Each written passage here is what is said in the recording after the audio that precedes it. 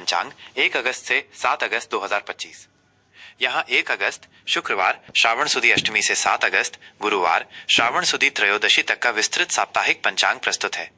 यह पंचांग आपको प्रत्येक दिन की महत्वपूर्ण ज्योतिषीय जानकारी देगा, जिसमें तिथि, नक्षत्र, योग, करण, सूर्योदय सूर्यास्त का समय और राहुकाल शामिल है। इसके साथ ही कुछ विशेष व्रत और त्योहारों का भी उल्लेख किया गया है, ताकि आप अपने सप्ताह की योजना बेहतर तरीके से बना सके। 1 अगस्त 2025 शुक्रवार। तिथि आज श्रावण सुदी अष्टमी तिथि है। यह तिथि माता दुर्गा और अन्य देवियों की पूजा के लिए विशेष मानी जाती है। धार्मिक कार्यों और अनुष्ठानों के लिए ये एक शुभ दिन है। नक्षत्र आज चित्रा नक्षत्र रहेगा। चित्रा नक्षत्र कला, सौंदर्य, रचनात्मकता और शिल्प कर्म से जुड़ा माना जाता है। इस नक्षत्र में शुरू किए गए कार्य सफल होते हैं और व्यक्ति में नए विचारों का संचार होता है। योग आज शुक्ल योग रहेगा। ज्योतिष शास्त्र में शुक्ल योग को शुभ माना गया है। ये योग मानसिक शांति और कार्यों में सफलता प्रदान करता है। करण दिन के पहले भाग में विष्टिकरण, जिसे भद्रा भी कहते हैं, का प्रभाव रहेगा। भद्रा काल में शुभ कार्य टालने की सलाह दी जाती है। इसके समाप्त होने के बाद भवकरण का प्रभाव रहेगा, जो सामान्यतः शुभ माना जाता है। सूर्योदय सुबह 6:01 सूर्यास्त शाम 7:11 बजे। राहु काल सुबह 10:30 बजे से दोपहर 12:08 तक। राहु काल को अशुभ समय माना जाता है, इसलिए इस अवधि में किसी भी नए और महत्वपूर्ण कार्य की शुरुआत से बचना चाहिए। विशेष आज दुर्गाष्टमी का पावन पर्व है। इस दिन मां दुर्गा की विशेष पूजा अर्चना की जाती है। 2 अगस्त 2025 शनिवार। तिथि आज श्रावण सुदी नवमी तिथि है। नक्षत्र आज स्वाति नक्षत्र रहेगा। स्वाति नक्षत्र स्वतंत्रता, लचीलेपन और व्यापारिक कौशल का प्रतीक है। इस नक्षत्र में किए गए व्यापारिक सौदों में लाभ की संभावना रहती है। योग आज ब्रह्म योग रहेगा। ब्रह्म योग ज्ञानार्जन, ध्यान और आध्यात्मिक गतिविधियों के लिए अत्यंत शुभ माना गया है। करण पहले बालव करण रहेगा, जो शुभ माना जाता है। इसके बाद कौलव करण का प्रभाव होगा। सूर्योदय सुबह 6:02 सूर्यास्त शाम 7:10 राहु काल सुबह 9 बजे से सुबह 10:30 तक। 3 अगस्त 2025 रविवार। तिथि आज श्रावण सुदी दशमी तिथि है। नक्षत्र आज विशाखा नक्षत्र रहेगा। विशाखा नक्षत्र में लक्ष्य प्राप्ति, संकल्प और दृढ़ता का गुण समाहित होता है। यह नक्षत्र किसी भी कार्य को पूर्ण करने के लिए ऊर्जा प्रदान करता है। योग आज इंद्र योग रहेगा। इंद्र योग पराक्रम, शक्ति और विजय का प्रतीक है। यह योग शत्रुओं पर विजय प्राप्त करने और किसी भी प्रतिस्पर्धा में सफलता पाने के लिए शुभ माना जाता है। करण पहले तैतिल करण रहेगा, उसके बाद गर करण का प्रभाव होगा। सूर्योदय सुबह 6:02 सूर्यास्त शाम 7:09 राहु काल शाम 5:33 से शाम 7:09 तक। 4 अगस्त 2025 सोमवार। तिथि आज श्रावण सुदी एकादशी तिथि है। एकादशी तिथि भगवान विष्णु को समर्पित होती है और इस दिन व्रत रखने का विशेष महत्व है। नक्षत्र आज अनुराधा नक्षत्र रहेगा। अनुराधा नक्षत्र मित्रता, सहयोग, सफलता और यात्रा के लिए शुभ माना जाता है। इस नक्षत्र में संबंध सुधारने के प्रयास फलदायी होते हैं। योग आज वैधृति योग रहेगा। वैधृति योग को ज्योतिष में अशुभ योगों में गिना जाता है। इस योग में कोई भी नया या महत्वपूर्ण कार्य शुरू करने से बचना चाहिए।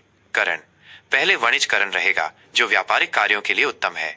इसके बाद विष्टिकरण भद्रा का प्रभाव रहेगा, इसलिए भद्रा काल में सावधानी बरतें।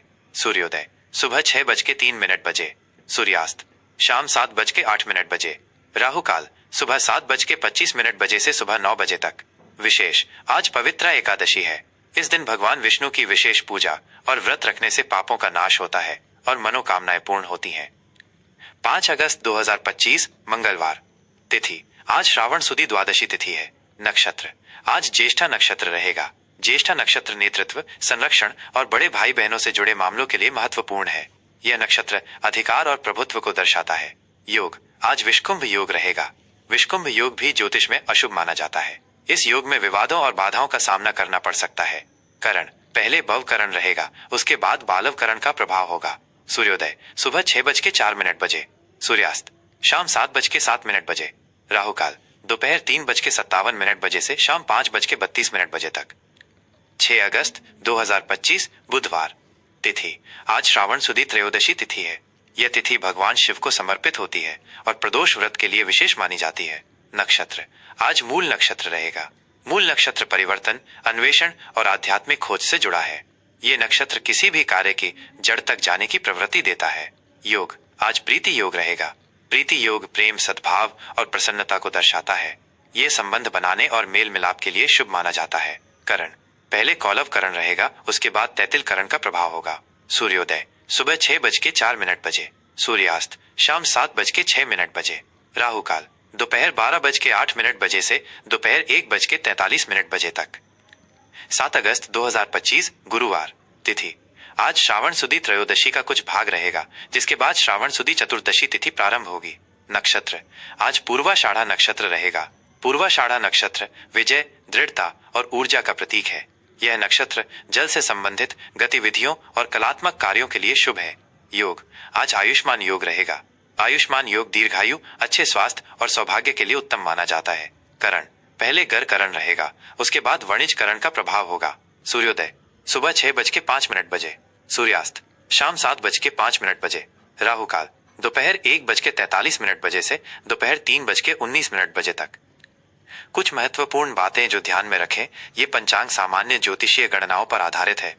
सूर्योदय और सूर्यास्त का समय आपके क्षेत्र के अनुसार कुछ मिनटों तक भिन्न हो सकता है। नक्षत्र, योग और करण के समाप्ति के सटीक समय के लिए आप अपने स्थानीय पंचांग या किसी अनुभवी ज्योतिषी से संपर्क कर सकते हैं। राहु काल में शुभ कार्य करने से बचने की सलाह दी जाती है। साप्ताहिक राशिफल मीन राशि 1 अगस्त 7 अगस्त 2025। ये विस्तृत साप्ताहिक राशिफल मीन राशि के जातकों के लिए 1 अगस्त शुक्रवार श्रावण सुदी अष्टमी से 7 अगस्त गुरुवार श्रावण सुदी त्रयोदशी तक की अवधि के लिए तैयार किया गया है। यह आपको आने वाले सप्ताह में विभिन्न ग्रहों की चाल और उनके आपके जीवन के प्रमुख पहलुओं माइनस करियर, आर्थिक स्थिति, व्यक्तिगत संबंध और स्वास्थ्य पर पड़ने वाले संभावित प्रभावों के बारे में गहराई से जानकारी प्रदान करेगा। यह विश्लेषण आपको अपनी स्वाभाविक करुणा, अंतर्ज्ञान और रचनात्मकता के साथ अपने सप्ताह को और अधिक प्रभावी ढंग से योजनाबद्ध करने में सहायता करेगा। सामान्य दृष्टिकोण मीन राशि के जातकों के लिए यह सप्ताह भावनात्मकता, अंतर्ज्ञान और आध्यात्मिक विकास का रहेगा।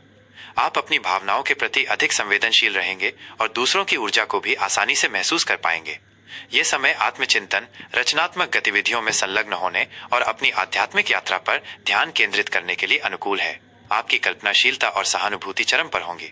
हालांकि कभी कभी आप अत्यधिक भावुक या भ्रमित महसूस कर सकते हैं, इसलिए अपनी भावनाओं को संतुलित रखना और वास्तविकता से जुड़े रहना महत्वपूर्ण होगा।